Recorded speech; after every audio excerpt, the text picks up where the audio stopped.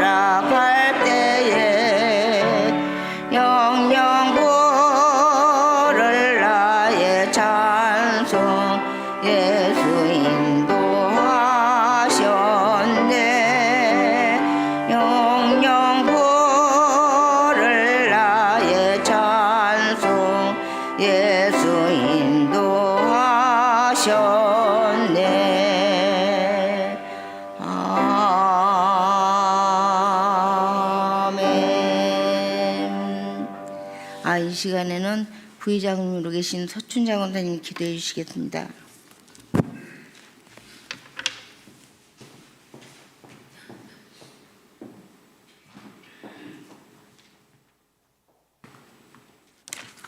다 같이 기도드리겠습니다.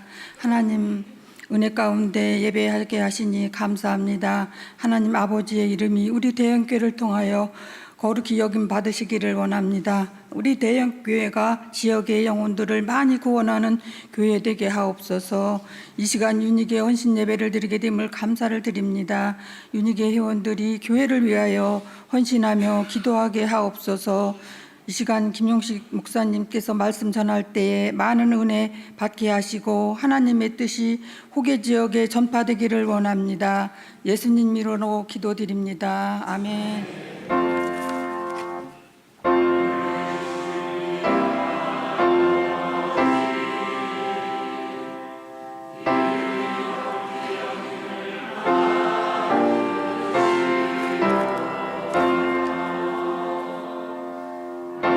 나시며 뜻이 하늘에서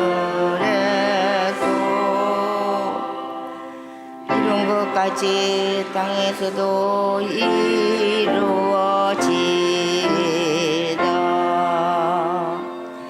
오늘날 우리에게 일용할 양식을 주옵시고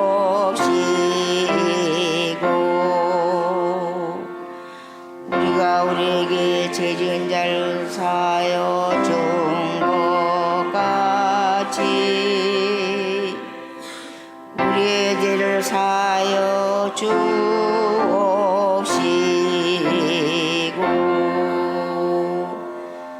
우리를 시험에 들게 하지 마옵시고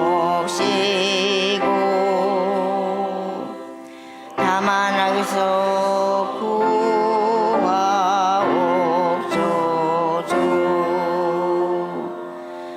내게 나라와 권세와 영광이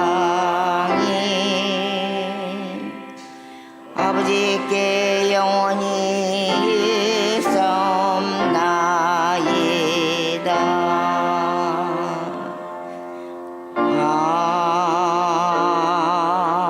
아멘.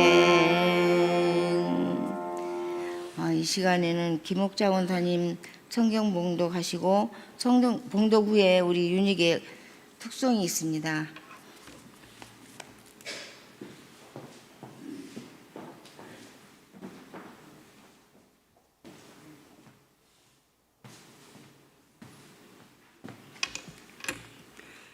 하나님의 말씀은 사도행전 27장 9절부터 26절까지입니다.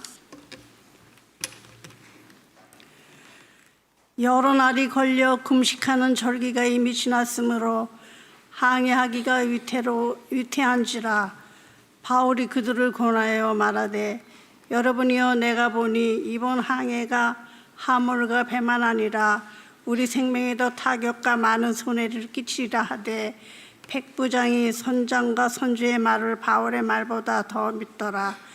그 항구가 겨울을 지내기에 불편하므로 거기서 떠나 아무쪼록 비닉스에 가서 겨울을 지내야 하는 자가 더 많으니 비닉스는 그레데 항구라. 한쪽은 서남을 한쪽은 서북을 향하였더라. 남풍이 순하게 불매 그들이 뜻을 이룬 줄 알고 닷을 감아 그레데 해변을 끼고 항해하더니 얼마 안 되어 섬 가운데로부터 유라굴라라는 광풍이 크게 일어나니 배가 밀려 바람을 맞춰 갈 수 없어 가는 대로 두고 쫓겨가다가 가우다라는 작은 섬 아래에 지나 간신히 거루를 잡아 끌어올리고 줄을 가지고 선체를 둘러 감고 수르디스에 걸릴까 두려워하여 연장을 내리고 그냥 쫓겨가더니 무리가 풍랑으로 심히 애쓰다가 이튿날 사공들이 짐을 바다에 풀어버리고 사흘째 되는 날에 배의 기구를 그들의 손으로 내버리니라. 여러 날 동안 해도 별도 보이지 아니하고 큰 강풍이 그대로 있음에 구원의 여망마저 없어졌더라. 여러 사람이 오래 먹지 못하였음에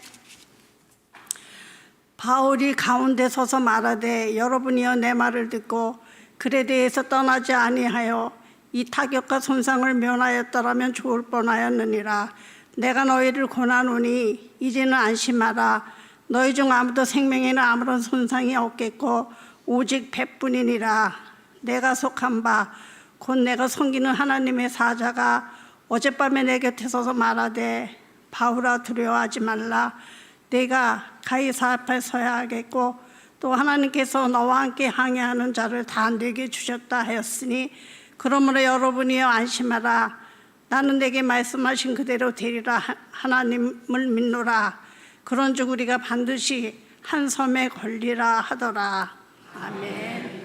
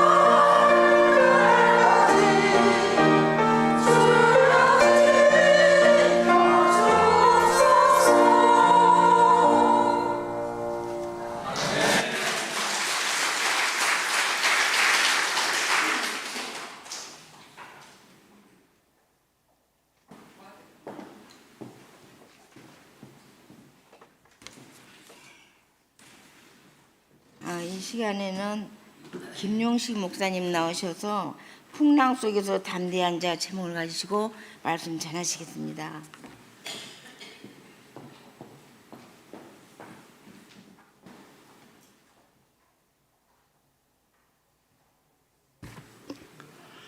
할렐루야.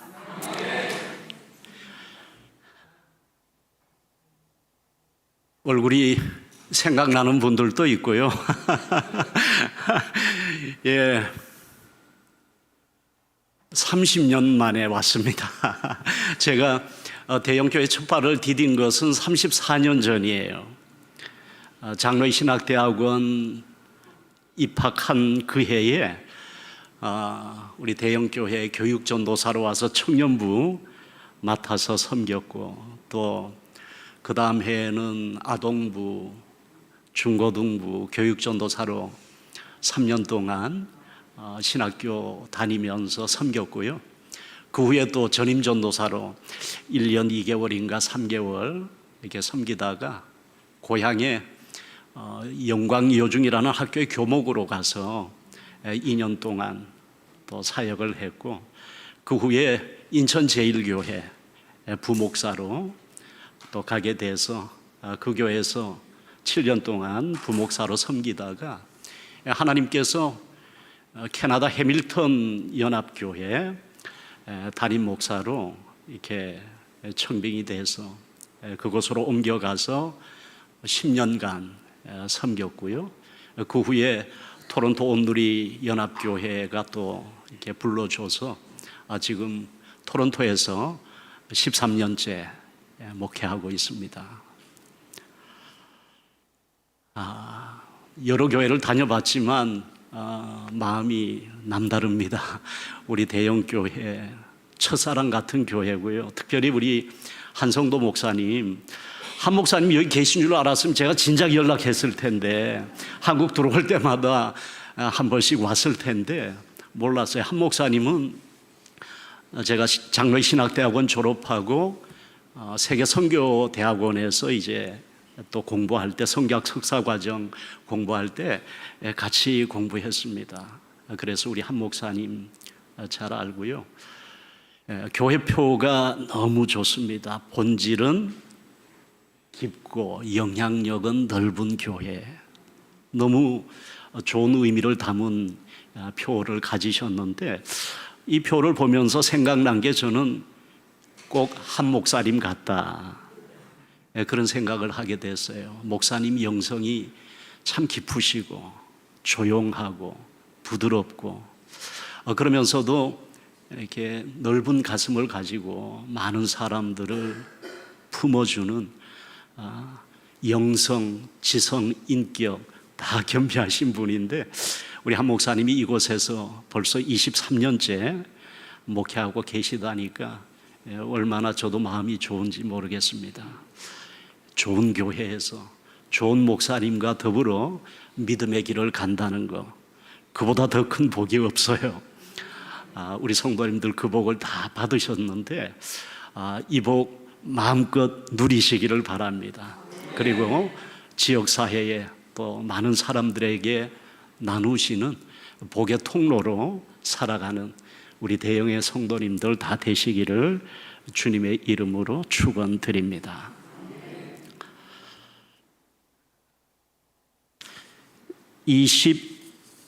62년 전의 일입니다. 인류 최초의 우주 비행사인 유리 가가린이 1시간 48분 동안 우주선을 타고 지구 궤도를 여행하고 지구로 귀환했습니다.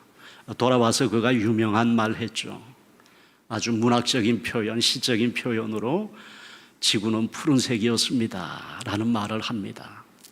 우주에서 바라본 지구, 지구 밖에서 바라본 지구가 푸른색이었다라고 멋진 말을 했어요. 지구가 왜 푸른색일까? 그것은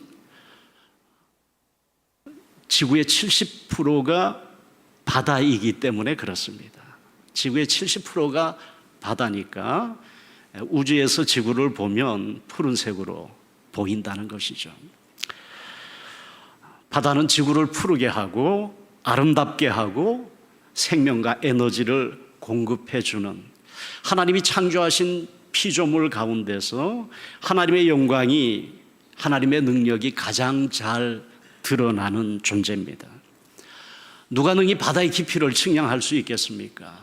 누가 능히 바다의 넓이를 잴 수 있겠어요? 누가 능히 바닷속에 살고 있는 수많은 생물들 헤아릴 수 있는 사람이 누가 있겠습니까? 바다는 창조주 하나님, 전능하신 하나님, 능력의 하나님을 잘 보여주는 창조물입니다. 세계에서 가장 높은 산이 에베레스트 산인데 8,848m입니다. 그런데 가장 깊은 바다는 남태평양의 마리아나 해구라는 곳인데요. 11,000m가 넘습니다. 그러니까 지상의 가장 높은 곳보다 바다의 가장 깊은 곳이 훨씬 더 깊습니다. 그래서 지구의 최고봉인 에베레스트 산은 많은 사람들이 그 최고봉을 정복했어요. 에베레스트 산 정상에 올라간 사람들 많지 않습니까? 그런데 가장 깊은 바다에는 아직 한 사람도 내려가 보지를 못했습니다. 얼마 전에 타이타닉호가 침몰한 그 현장을 잠수정을 타고 내려가서 관광하는 그 패키지 상품이 있지 않습니까? 세계적인 부자들이 많은 돈을 내고 잠수정을 타고 심해 깊은 곳으로, 거기가 한 3,800m 정도 되는 지점입니다. 그런데 거기에 내려가서 타이타닉호의 잔해를 구경하러 갔다가 잠수정이 실종되고 말았습니다. 그 정도 깊이의 바다도 그렇게 위험한 것입니다. 그러니 가장 깊은 바다를 어떻게 내려갈 수 있겠습니까? 바다는 이렇게 넓고 깊기 때문에 잔잔하기만 한 것이 아니고 파도가 치고 풍랑이 일어나게 돼 있습니다. 때로는 엄청난 쓰나미가 일어나기도 하죠. 사람의 인생도 바다와 같습니다. 그래서 인생을 고해라고 말합니다. 고난의 바다다, 그렇게 말하지 않습니까? 그래서 모든 사람의 삶에 파도가 치고 풍랑이 일어나는 겁니다. 부자라고 풍랑 없는 것 아니고, 건강한 사람이라고 풍랑 없는 것 아니고, 캐나다에 산다고 풍랑 없는 것 아니고, 대형교회 다닌다고 풍랑 없는 것도 아닙니다. 태평양이나 대서양이나 어느 바다나 파도가 있는 것처럼 모든 사람의 삶에는 풍랑이 오게 돼 있어요. 그래서 욥기에 보면 고난당하는 욥이 하나님께 이렇게 탄식하죠. 하나님, 내가 바다입니까? 내가 바다 괴물입니까? 하나님, 왜 이렇게 내 인생에 거친 파도를 보내시는 겁니까? 내 인생의 바다에 왜 이런 풍랑이 일어나는 겁니까? 하나님, 내가 바다입니까? 그렇게 탄식하는 모습을 볼 수가 있습니다. 모든 사람의 삶에 풍랑이 일어나는 거죠. 우리 성도님들도 지금까지 인생길 걸어오시고 여기까지 오시기까지 파도에 맞은 흔적들 얼마나 많아요. 얼마나 많은 풍랑을 헤치면서 여기까지 오셨을 겁니다. 그러니까 우리가 인생의 바다에서 만나는 풍랑을 보면 세 종류가 있어요. 세 종류가 있습니다. 첫째는 주님께서 일으키시는 풍랑이 있습니다. 주님이 우리의 믿음을 연단하고 성장시키려고 우리 인생에 풍랑을 주시는 겁니다. 제자들이 배 타고 갈릴리 호수 건너가다가 풍랑 만났어요. 저들이 두려워할 때 예수님께서 풍랑을 꾸짖어서 잔잔하게 하시고, 이 사건을 통해서 제자들이 예수님이 누구신가를 알게 되는 거죠. 주님께서 제자들의 믿음을 더해 주시기 위해서 풍랑을 보내시는 겁니다. 욥도 얼마나 의로운 사람, 경건한 사람, 믿음의 사람이었습니까? 그런데 하루아침에 욥의 인생에 풍랑이 몰려왔어요. 그 많던 재산 다 잃어버리고, 그 많은 자녀들 하루아침에 다 잃어버리고, 자기 몸도 병들어서 고통 가운데 놓이게 됩니다. 욥의 삶에도 풍랑이 오는 거예요. 그러나 욥은 고백합니다. 나의 가는 길을 오직 그가 아시나니, 하나님이 아시나니, 그가 나를 단련하신 후에는 내가 정금같이 나오리라. 내 믿음을 정금으로 단련하시기 위해서 주님께서 우리의 삶에 풍랑을 주시는 겁니다.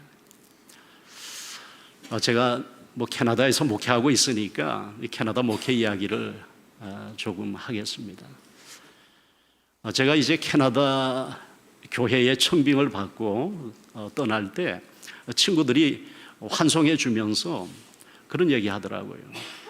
김 목사, 캐나다가 얼마나 좋은 나라인지 알아? 그래요. 나 잘 모르겠다고.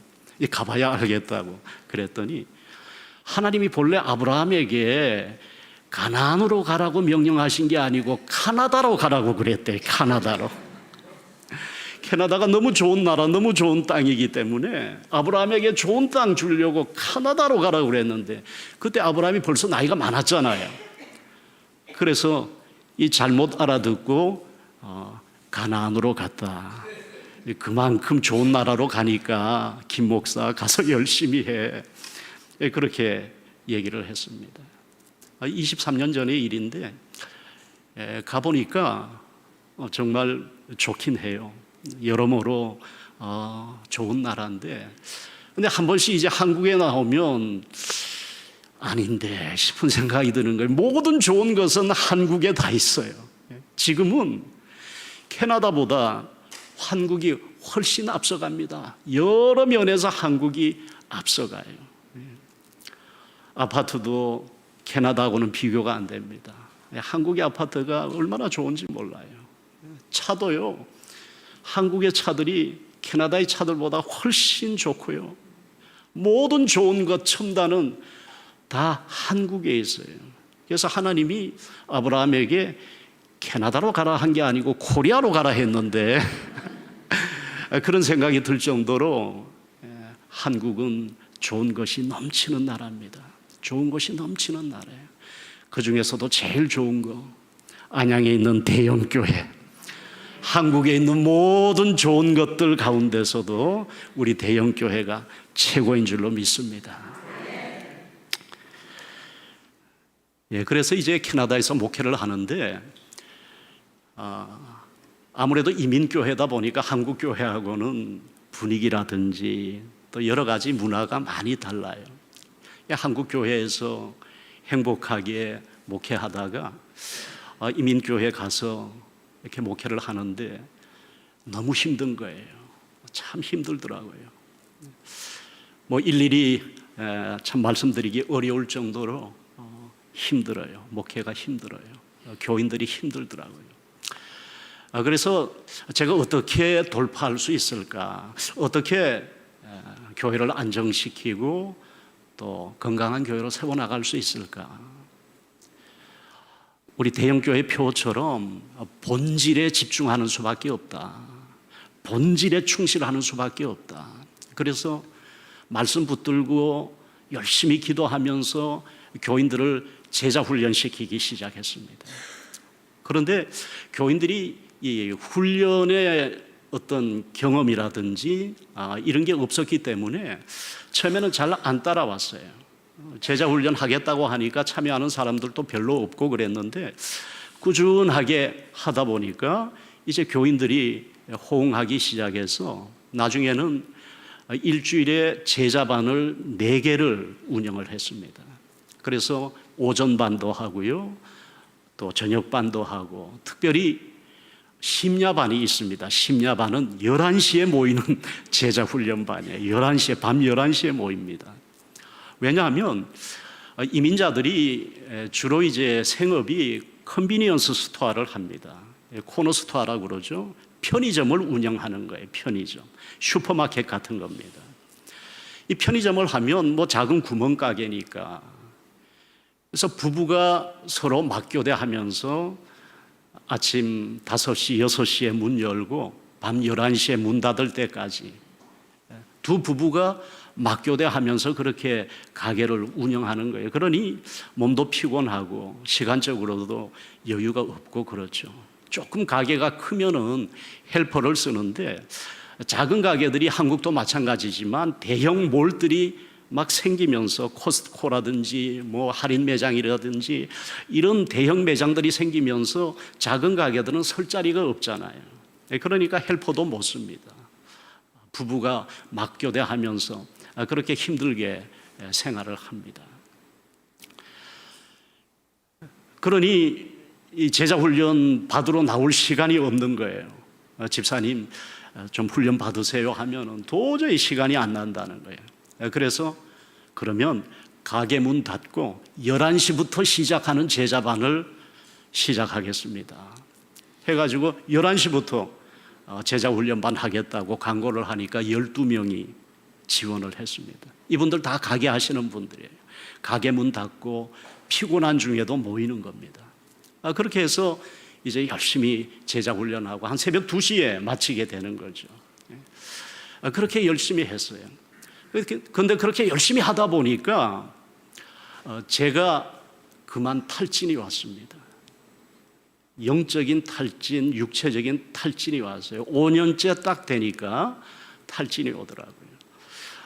이민교회들이 새벽기도 안 하는 교회들이 많습니다. 지금 저희 교회도 고령층이 많기 때문에 이렇게 운전하고 나오시기도 힘들고 그래서 평일 새벽기도를 못 해요. 그냥 제가 유튜브 통해 가지고 교인들에게 카톡으로 보내주고 그렇게 합니다. 토요일 하루만 새벽기도를 하는데 처음에는 제가 새벽기도를 다 했어요. 평일날 새벽기도 다 하고 한국 교회처럼 했습니다. 모든 예배, 수요 예배, 주일 예배, 뭐 새벽기도, 제자훈련 이렇게 열심히 뛰다 보니까 한 5년 되니까 한계에 딱 부딪힌 거예요. 그래서 몸도 마음도 너무 지쳤고 영적으로도 완전히 이제 모든 에너지가 고갈이 됐습니다. 교회는 교회대로 어려움이 있었고요. 그래서 너무 힘든 가운데 제가 입에 달고 살았던 말이 하나님 나 다시 한국으로 보내주세요. 아니면 저 좀 쉬게 해주세요. 저 좀 쉬게 해주세요. 아마 한 달간 그 말을 입에 달고 살았던 것 같아요. 아침에 일어나기가 죽기보다 싫은 거예요. 너무 힘든 거예요. 근데 하루는 이제 기도원에 갔다가 밤 10시 12분입니다. 기도원에 갔다가 고속도로를 타고 이제 집으로 돌아오는데 정말 한순간이더라고요. 세상이 멈추는 건 한순간이에요. 1초예요, 1초. 4차선 도로였는데 제가 이쪽 맨 끝차선으로 가고 있었습니다. 가고 있었는데 운전하고 있는데 불빛 하나가 톡 튀어나오더라고요. 불빛 하나가 톡 튀어나와. 이게 뭐지 했는데 그냥 꽝 부딪힌 겁니다. 맞은편에서 오던 차가 중앙선 넘어서 한 차선 또 지나서 맨 갓길로 가고 있던 저 차를 정면으로 충돌했어요. 이대로 가는 거 아닌가라는 생각이 들더라고요. 뭐 앞에는 그 자동차 앞에서는 막 연기가 나고요. 어떻게든지 빠져나가야 되는데 차문을 열려고 하니까 마음은 번한데 몸이 안 움직여요. 전혀 안 움직이는 거예요. 그런데 이상하게 마음에 평안이 오더라고요. 오만 생각이 1초 사이에 오만 생각이 다 지나가죠. 그런 경험을 했어요. 오만 생각이 다 지나가는데 그럼에도 불구하고 평안하더라고요. 아, 죽지는 않겠구나 싶었어요. 하나님이 주시는 평안이 있었던 거죠. 그리고는 의식을 잃었습니다. 정신을 차려보니까 앰뷸런스 안이었어요.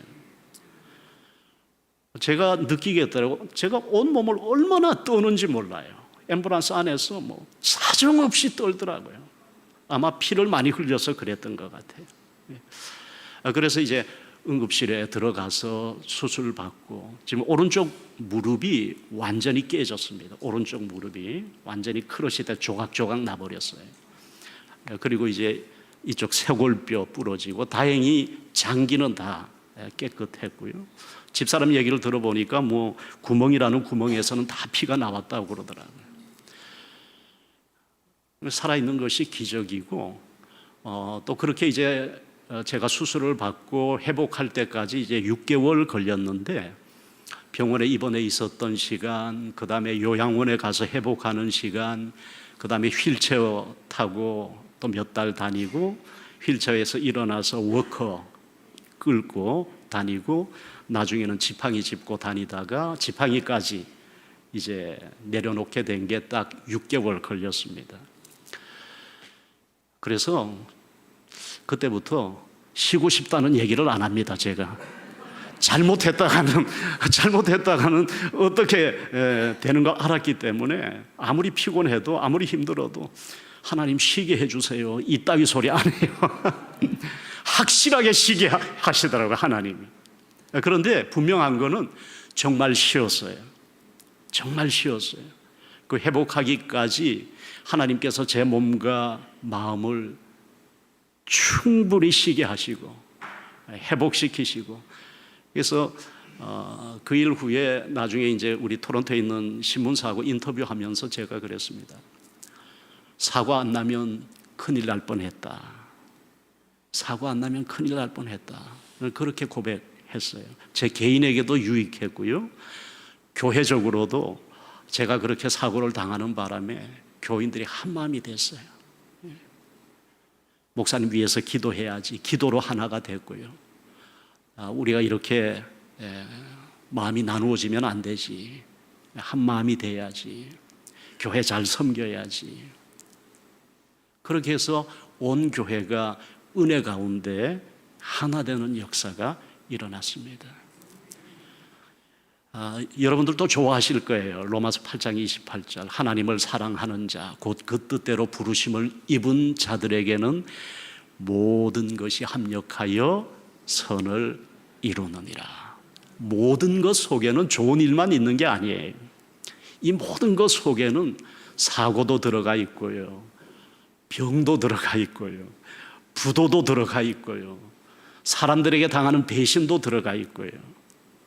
우리가 인생을 살아가면서 만나는 온갖 풍랑이 있어요.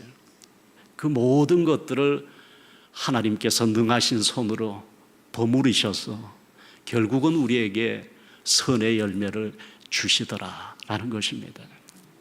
하나님은 합력하여 선을 이루어 주십니다. 주님께서 일으키신 풍랑이다, 저는 그렇게 생각합니다. 그 일을 당하고 나서 제 인생에, 우리 교회에 주님께서 주신 풍랑이었다.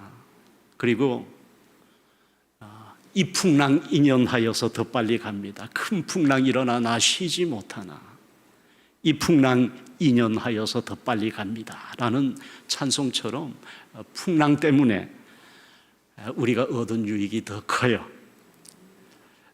우리 성도님들의 인생 속에도 많은 풍랑이 있었을 겁니다. 그런데 그 풍랑 때문에 오늘 이 자리까지 믿음을 지키면서 올 수 있었던 것입니다. 앞으로도 어떤 풍랑 만날지, 어떤 풍랑 또 있을지 아무도 모릅니다. 분명한 것은 하나님께서 그 풍랑을 통해서 우리의 믿음을 정금신앙으로, 우리의 삶을 더 복된 길로 인도해 주실 줄로 믿습니다. 둘째는 스스로 자초하는 풍랑이 있어요. 자기 죄 때문에 당하는 풍랑이 있는 것입니다. 어떤 사람은 인생의 어려움을 만나면 하소연합니다. 한탄합니다. 목사님, 하나님이 왜 내 인생에는 이렇게 십자가를 많이 주는지 모릅니다. 근데 그 하나님 주신 거 아니에요. 내가 보니까 자기 죄 때문에 짊어지는 십자가예요. 자기 잘못으로 당하는 풍랑이에요. 스스로 자초하는 풍랑이 있어요. 불순종해서 당하는 풍랑이 있잖아요. 요나 선지자, 하나님이 니느웨로 가서 말씀 전하라 했습니다. 그런데 불순종하고 다시스로 가니까 하나님이 풍랑 일으키잖아요. 그래서 바다에 던져지고 말았습니다. 하나님의 사람 다윗도 다윗의 일생을 기록한 말씀 쭉 보면은, 사무엘서에 보면은 이런 말씀이 있습니다. 그 후에 이런 일이 있으니라. 다윗의 일생을 쭉 기록하면서 어느 시점에서부터 다윗의 삶 속에 이런 일이 있었다라고 쓰고 있어요. 그 후에 이런 일이 있었다. 그 후가 언젠가? 우리가 잘 아는 대로 다윗이 하나님께 범죄한 후입니다. 밧세바를 범한 후부터예요.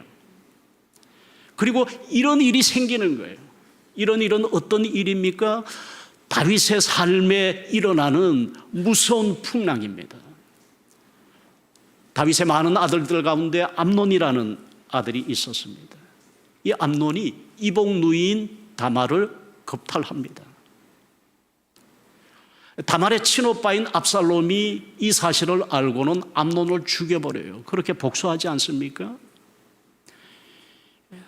다윗의 인생에 피비린내가 진동하는 겁니다.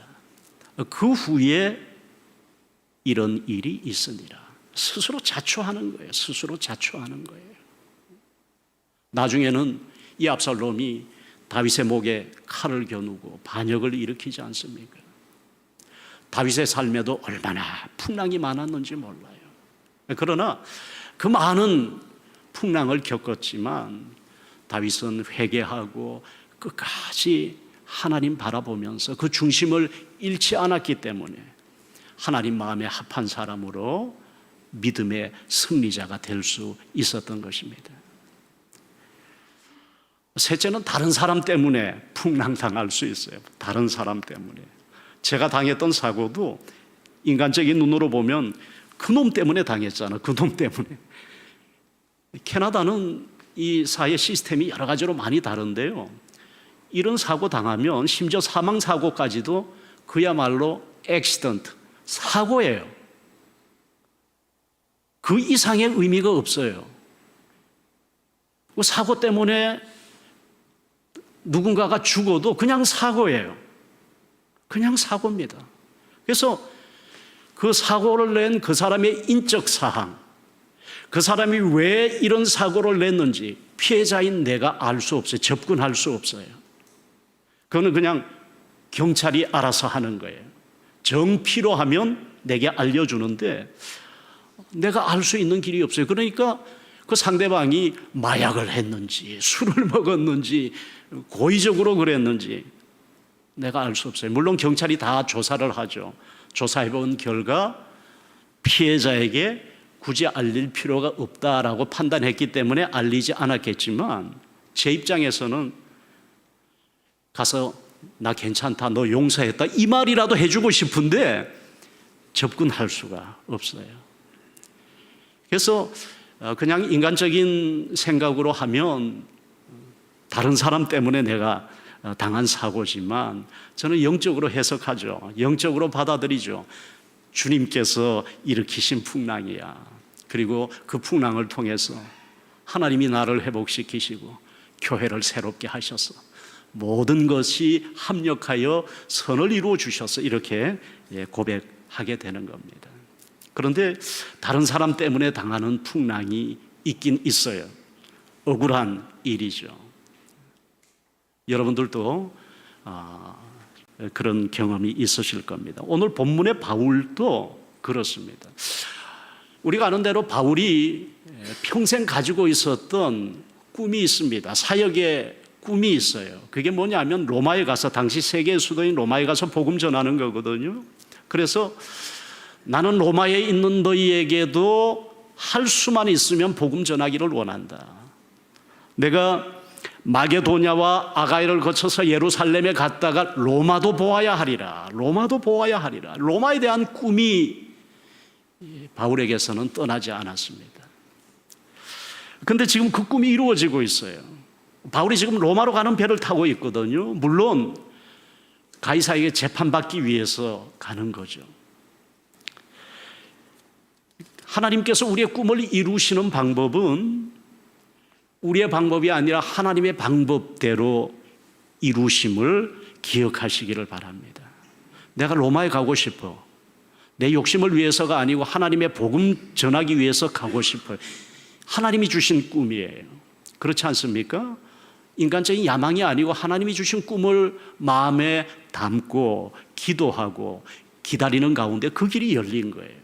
그런데 로마로 가는 길이 내가 바라는 대로 가는 길이 아니고 하나님의 방법대로 보내시더라는 겁니다. 하나님의 방법대로 보내시는데 그것은 바울이 편안하게 로마 가는 것 아니고 제수의 신분으로 황제에게 재판받기 위해서 가도록 하나님께서 그런 방법을 통해서 바울을 로마로 보내시는 겁니다. 그런데 지금 로마로 가는 배를 탔는데 바울의 꿈이 이루어지는 시간입니다. 그런데 바울이 지금 로마로 가서는 안 된다. 지금 로마로 항해를 해서는 안 된다라고 말리고 있습니다. 경고하고 있습니다. 지금 가면 풍랑을 만난다. 경고합니다. 그러나 배의 리더십들이 바울의 경고를 듣지 않아요. 백부장, 선장, 선주 바울의 말 듣지 않고 무모한 항해, 폭풍 속으로의 항해를 시작합니다. 우리도 앞이 훤하게 보이는데 때로는 지금 떠나면 풍랑 만날 게 뻔한데 무모하게 떠나는 사람들이 있어요. 왜 그럴까? 왜 그런 어리석은 결정을 할까라는 겁니다. 첫째는 전문가들의 말을 믿기 때문에 그래요. 전문가들의 말을 믿기 때문에. 항해의 결정권을 가진 백부장은 군인이죠.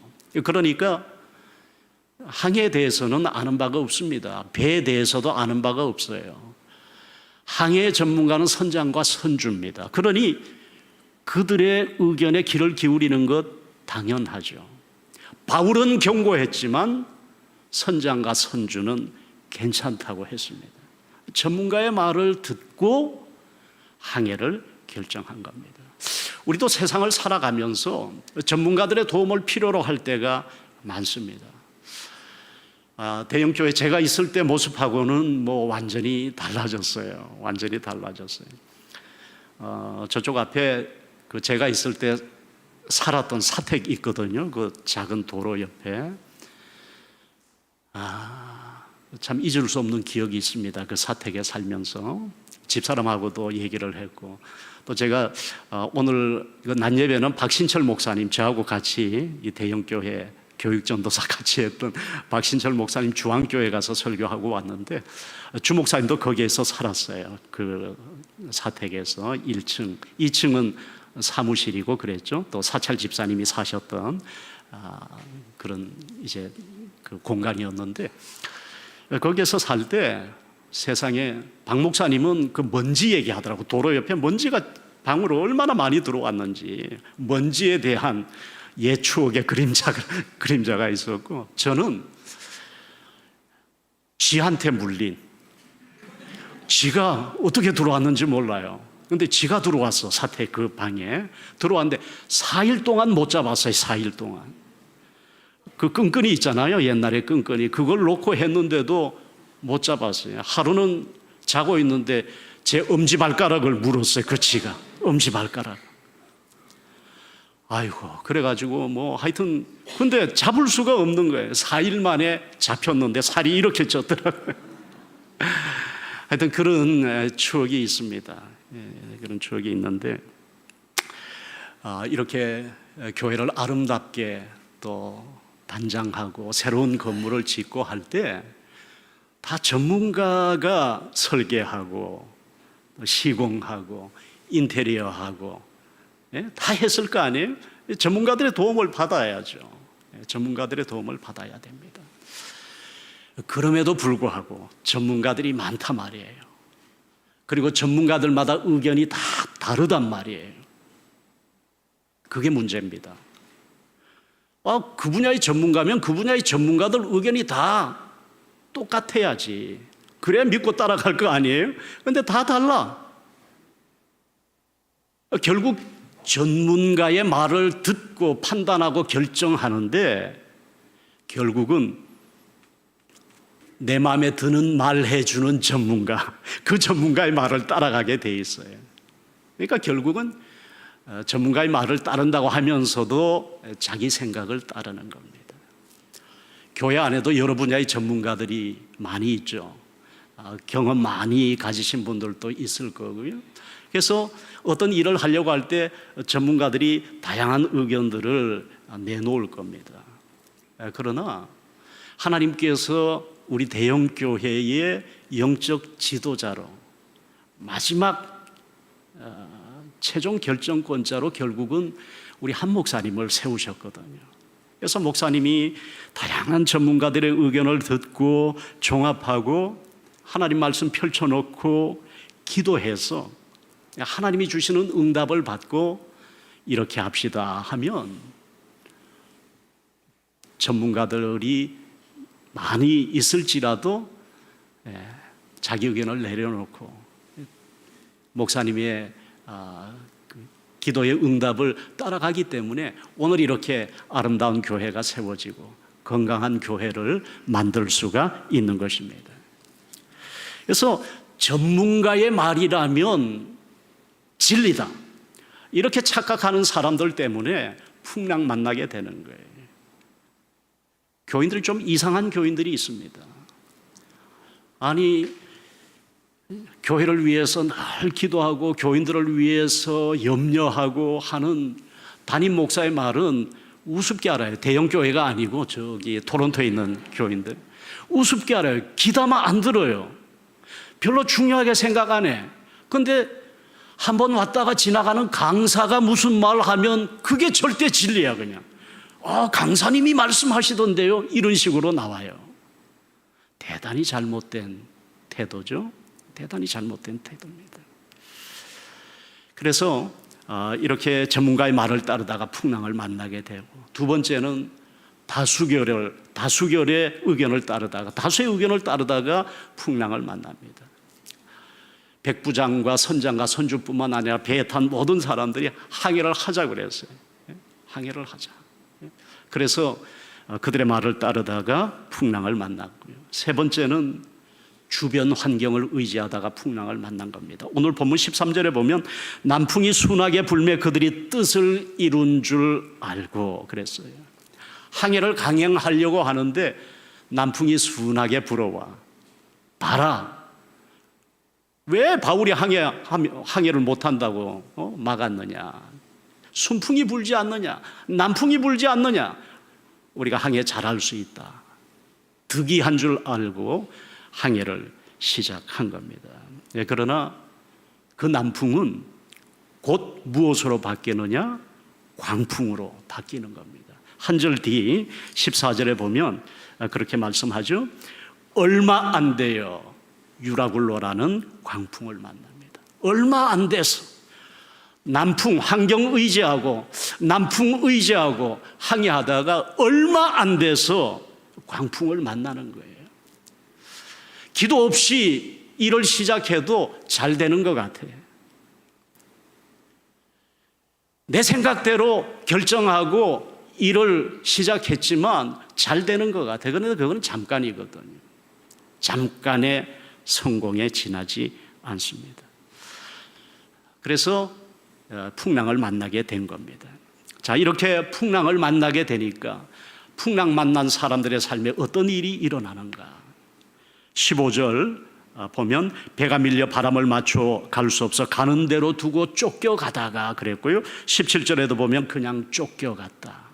이제는 이 배 안에 있는 사람 가운데 그 누구도 이 배를 컨트롤할 수 있는 사람이 없어요. 백부장, 선장, 선주, 어떤 전문가도 이 배를 통제할 수가 없는 겁니다. 그냥 파도에 떠밀려 갈 뿐이에요. 쫓겨가는 것 뿐입니다. 표류하는 인생이 될 수밖에 없는 겁니다. 우리도 하나님의 말씀을 제쳐두고 사람 따라가고 전문가 따라가고 다수결 따라가고 경험 의지하고 내 생각대로 판단하고 결정하다가 인생의 풍랑 만나면 표류하는 겁니다. 그냥 쫓겨가는 거예요. 어디로 가는지도 모르고 어디로 가야 할지도 모르고 목적지도 방향 감각도 다 잃어버리고 흘러가는 대로 흘러가는 그런 인생을 살 수밖에 없는 겁니다. 이렇게 살다가 두 번째 또 어떤 현상이 일어나느냐. 17절 18절 보면 폭풍에 시달리던 사람들이 이제는 배의 중요한 것들을 다 바다에 던져버립니다. 배 안에 있던 모든 짐들을, 배를 가볍게 해야 되기 때문에 다 바다에 던져버리는 거예요. 배를 탈 때는, 항해를 시작할 때는 다 필요해서 실었던 짐들이잖아요. 양식도 싣고 배의 연장들도 싣고 그랬는데 풍랑 만나니까 이 모든 것들이 필수품이 아니라 짐이 되어버린 거예요. 다 던져버릴 수밖에 없습니다. 여러분, 우리도 정말 내 인생에 가장 중요한 것이 이것이다라고 붙들고 살다가 인생의 풍랑 만나면 그 모든 것 다 놓아야 될 때가 오잖아요. 한순간입니다. 한순간입니다. 문정희 씨의 기억이라는 그 시가 있는데 이렇게 시작해요. 한 사람이 떠났는데 서울이 텅 비었다. 세상이 일시에 흐린 화면으로 바뀌었다. 한 사람이 떠났는데 서울이 텅 비는 그런 경험을 합니다. 우리가 인생의 풍랑 만나면 그런 경험하게 돼요. 그 많던 사람들 다 떠나고 홀로 남는 겁니다. 내가 귀하다고 중요하다고 붙들고 살았던 재산, 온갖 것들 다 놓아야 될 때가 오는 거예요. 그게 진짜 짐입니다. 진짜 짐이에요. 마지막 세 번째입니다.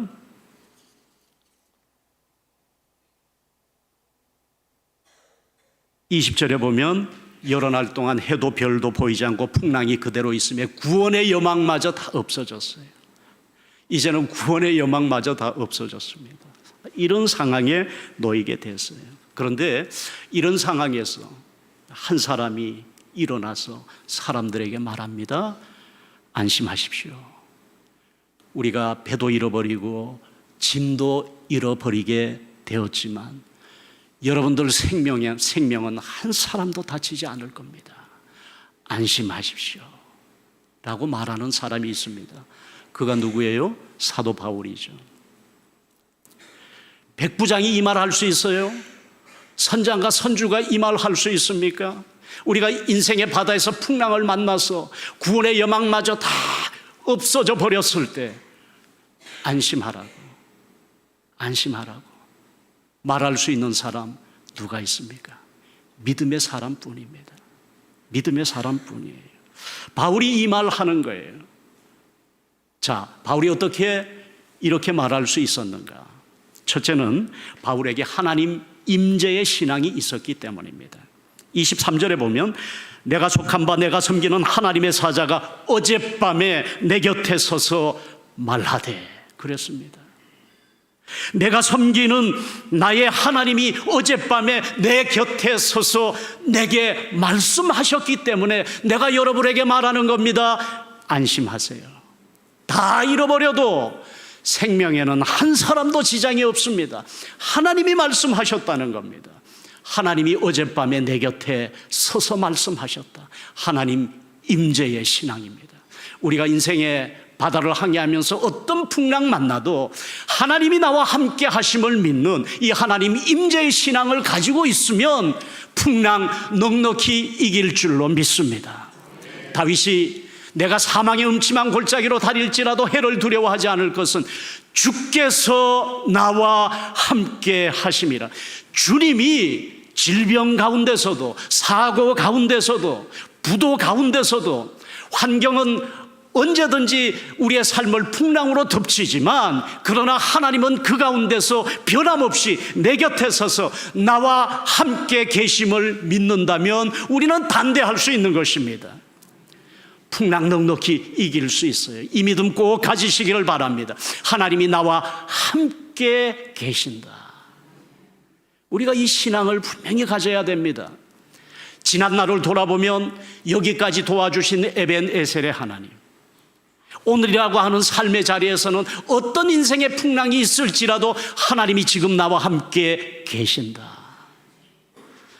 알 수 없는 내일, 알 수 없는 미래에 대해서는 지금까지 나를 좋은 길로 인도하신 하나님께서 반드시 좋은 길로 인도하실 것이다. 여호와 이레의 하나님, 친히 준비하시는 하나님을 믿으시기를 바랍니다. 둘째는 바울이 이렇게 말할 수 있었던 근거가 뭔가 사명에 대한 확신이에요. 사명에 대한 확신. 24절에 보면 바울아 두려워하지 말라. 너가 가이사 앞에 서야 하겠고. 너는 가이사 앞에 서야 될 사람이야. 너는 로마에 가야 될 사람이야. 로마에 가서 복음을 전해야 될 사람이야. 아직 사명이 남아있어.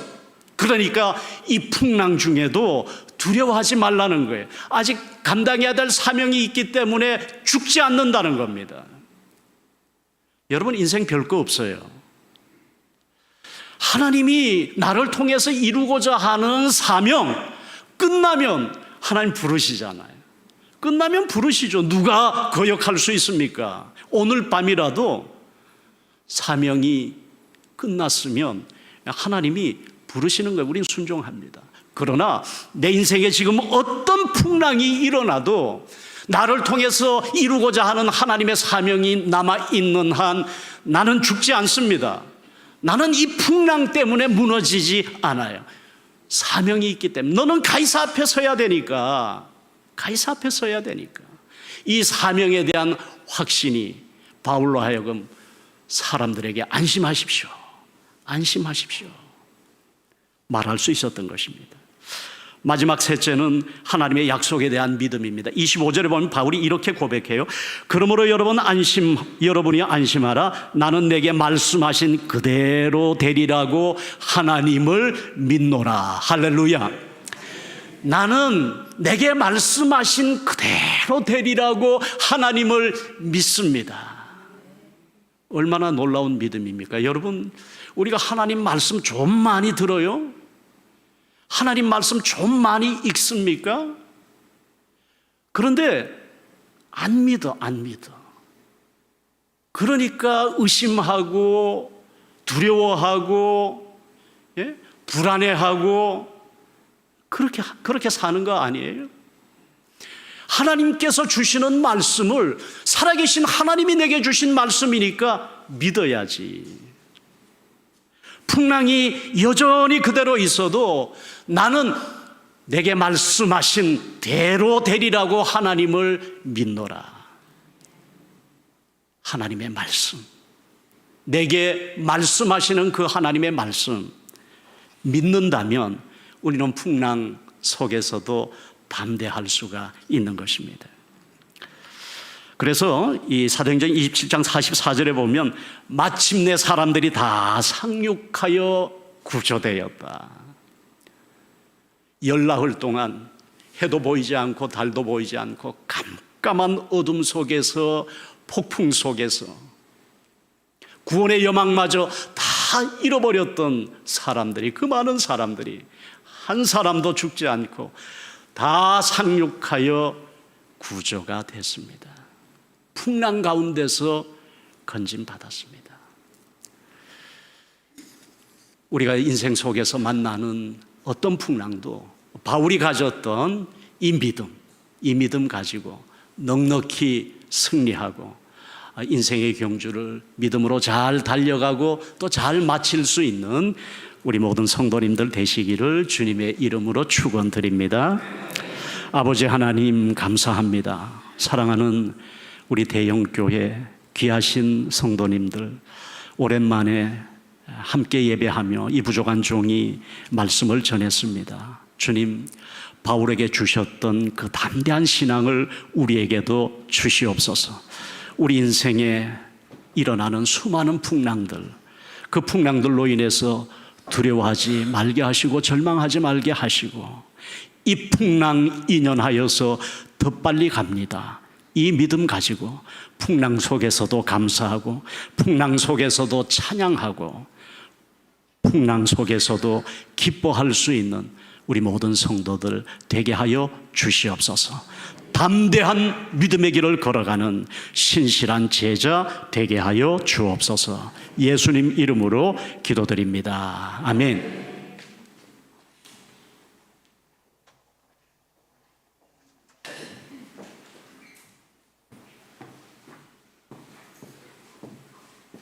감사합니다. 많은 은혜 받으시니랍니다. 찬송가 432장 다 같이 부르겠습니다.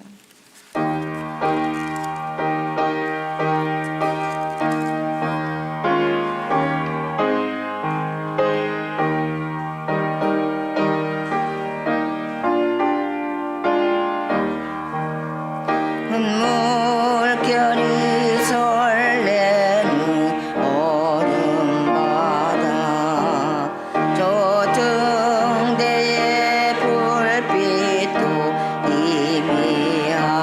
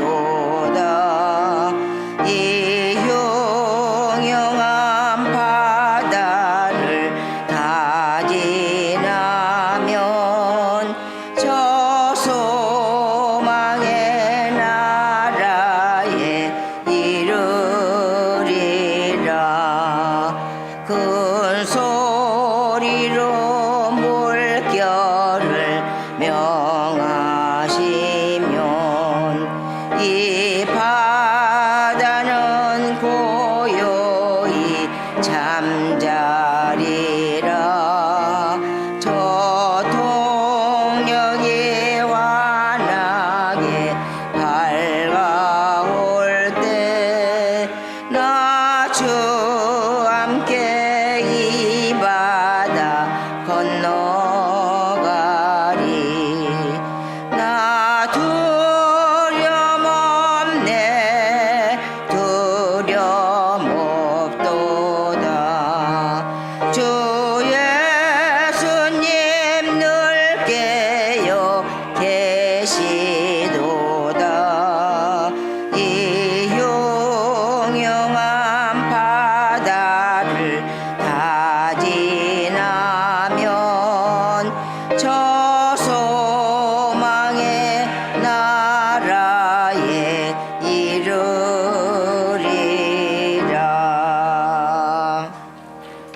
이 시간에는 헌금 시간인데요.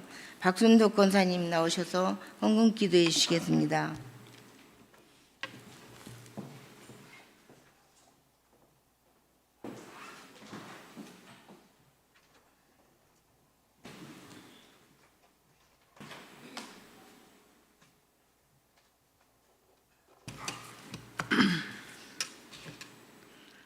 우리를 통하여서 영광을 받으시기를 기뻐하시는 주님, 유닉의 헌신 예배를 드리게 하시니 감사합니다. 솔로몬의 지혜를 주시고 여호수아같이 담대한 믿음도 더하여 주시기를 원합니다. 우리의 영안의 눈이 열려서 우리와 함께 하심을 보게 하여 주시옵소서.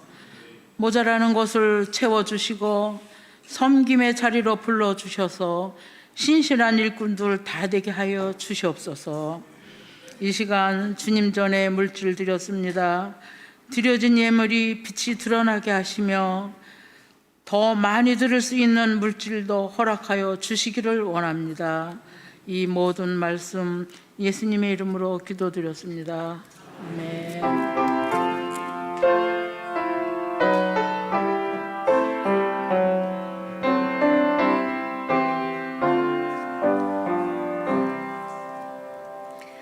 이 시간에는 목사님 축도하심으로 유닉의 헌신 예배를 마치겠습니다.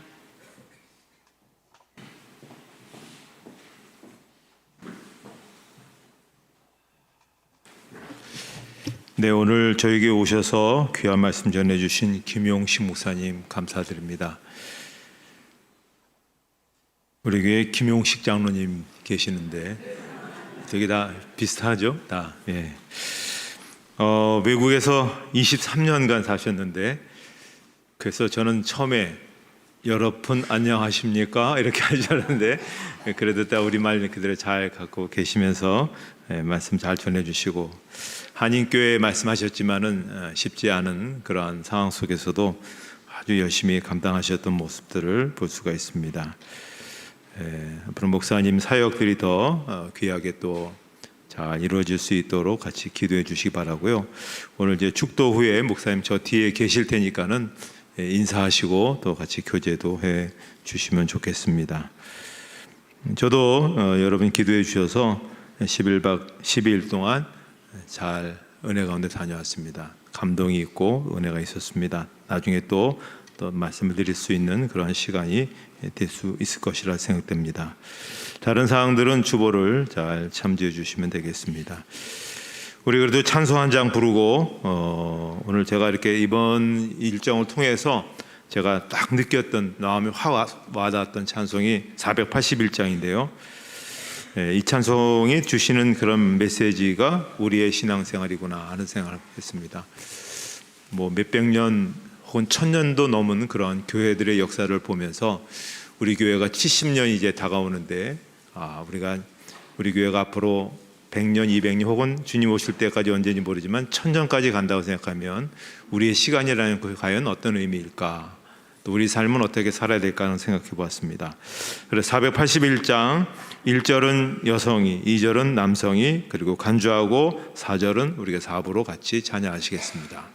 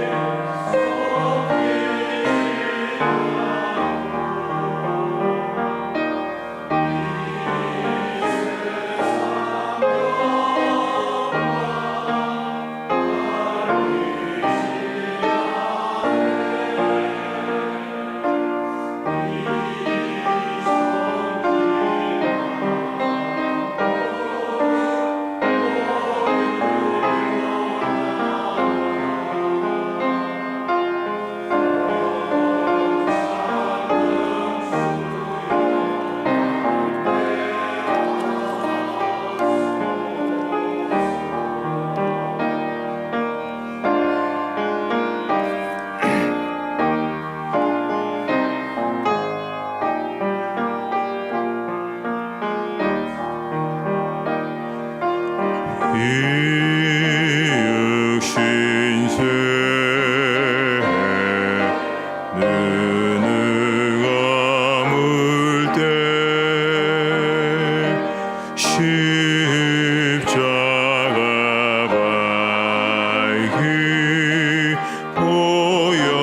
보여주소서.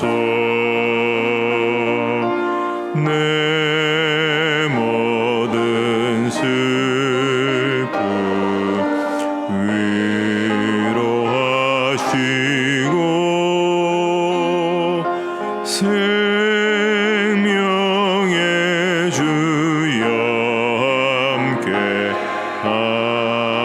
하소서. 4절 다시 하겠습니다. 이으신세 눈을 감을 때 십자가 밝히 보여주소서.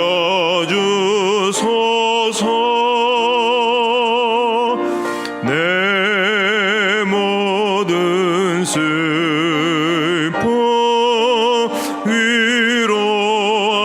위로하시고 생명의 주여 함께 하소서.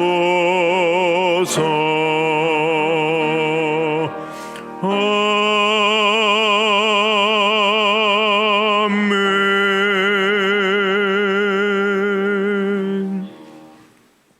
이제는 우리 주 예수 그리스도의 은혜와 하나님 아버지의 사랑하심과 성령의 인도하심과 교통하심이 헌신을 다짐한 윤희계 여전도회 위에, 그리고 오늘 말씀을 전하신 김영식 목사님, 그리고 섬기는 토론토 온누리 연합교회 위에 이제로부터 영원토록 함께 오시기를 축원하옵나이다. 아멘.